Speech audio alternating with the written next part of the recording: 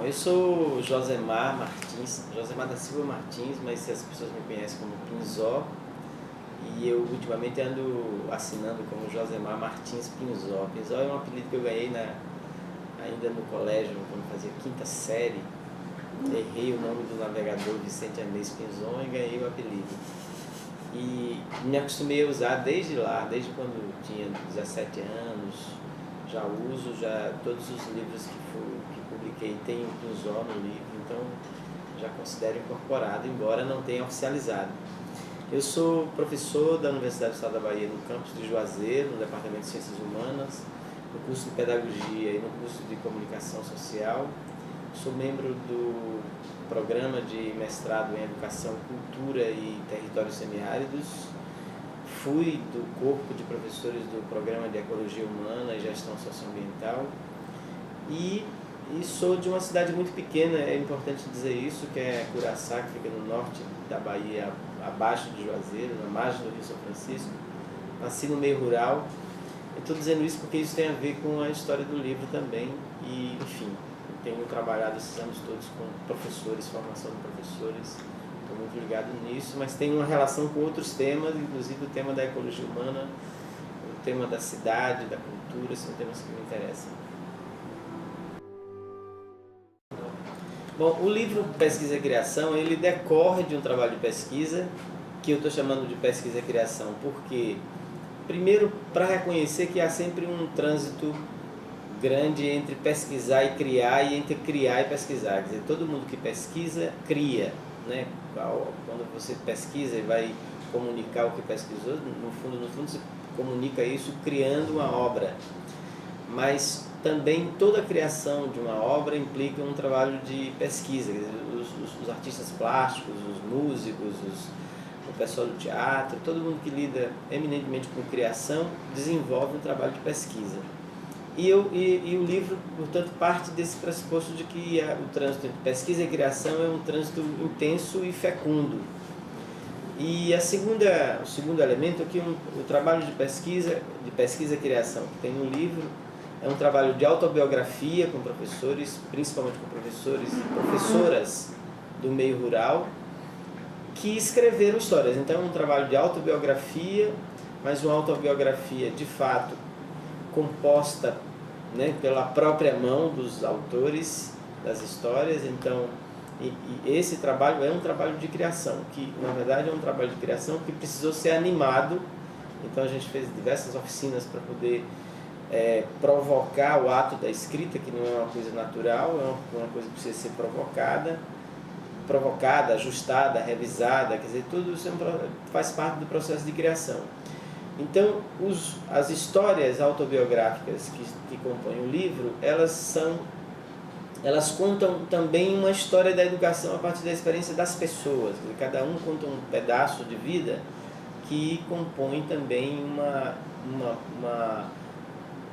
costura uma história da educação, mas uma história da educação no sertão, não é em qualquer lugar. É onde a educação demorou a chegar, chegou aos pedaços, chegou pouquinho, chegou de modo precário, né? Então, são essas as histórias que são contadas pelos diversos autores e autoras que estão no livro, que escreveram suas histórias autobiográficas. Algumas dentro de uma narrativa em prosa, que está dentro do chamado acordo autobiográfico, contrato autobiográfico, mas tem algumas histórias contadas em versos, né, com poemas rimados e tal, e o que, de certo modo, amplia a ideia, por exemplo, da autobiografia. Ela não precisa necessariamente ser só de modo... não precisa ser em prosa, não tem a obrigação de ser necessariamente em prosa, pode ser também contada de outras formas, e há muitos exemplos de trabalho com autobiografia em versos, né? Em poemas rimados, com métrica e tudo. Então o livro tem isso, inclusive tem um pedaço da minha própria autobiografia, tem pedaços de escritos meus que são autobiográficos, que também estão no livro. Então ele contém uma parte conceitual sobre pesquisa, contém uma parte conceitual sobre autobiografia e sobre o trabalho de criação autobiográfica, com fundamentos importantes de muita gente que escreveu autobiografia, inclusive José Saramago, Albert Camus, Jorge Amado, quer dizer, são pessoas, e muitas outras pessoas importantes do Brasil que também escreveram no conjunto de suas obras uma peça autobiográfica, que são essas peças que ajudam a amparar o trabalho de pesquisa e criação que foi feito. Pronto, então, acho que o livro interessa a muita gente, assim, interessa quem mexe com literatura de modo geral, interessa aos acadêmicos de modo geral, principalmente interessa a quem trabalha com pesquisa, que a gente importa muita teoria sobre pesquisa, né? E às vezes a gente dá pouco valor a formatos de pesquisa que a gente mesmo desenvolve. E, portanto, eu estou tomando a pesquisa e a criação como um modo de fazer pesquisa dentro de um processo de formação.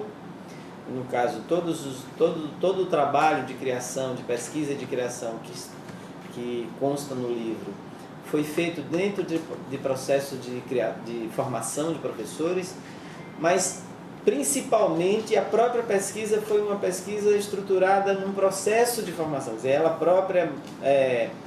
ela própria foi manejada como parte de uma formação. Então, a discussão com literatura, por exemplo, que não é uma discussão que está dada entre professores rurais, por exemplo, a criação literária, os professores escrevem muitas coisas, mas eles escrevem muitas coisas burocráticas, relatórios, avaliações, né? Mas escrever literatura já é uma outra história. Para escrever literatura é preciso entrar no campo da literatura.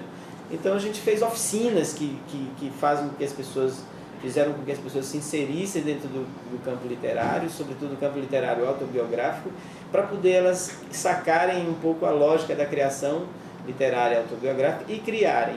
Então interessa quem está discutindo pesquisa, interessa quem está querendo discutir a história da educação, sobretudo a história da educação do sertão e do meio rural, interessa quem está discutindo, portanto, a educação do campo, mas interessa também a curiosos que queiram, por exemplo, bisbilhotar coisas sobre a literatura, a autobiografia, enfim, essas coisas todas constam no livro. Então, a minha recomendação é que, primeiro, quem trabalha com metodologia da pesquisa se interesse por ele. Depois, quem se interessa por história da educação se interessa por ele. E quem se interessa por organização de processos de formação de professores também se interessa. Agora, fora isso, todos os outros públicos também podem igualmente se interessar pelo livro e ler e desenvolver uma atitude curiosa em relação a ele.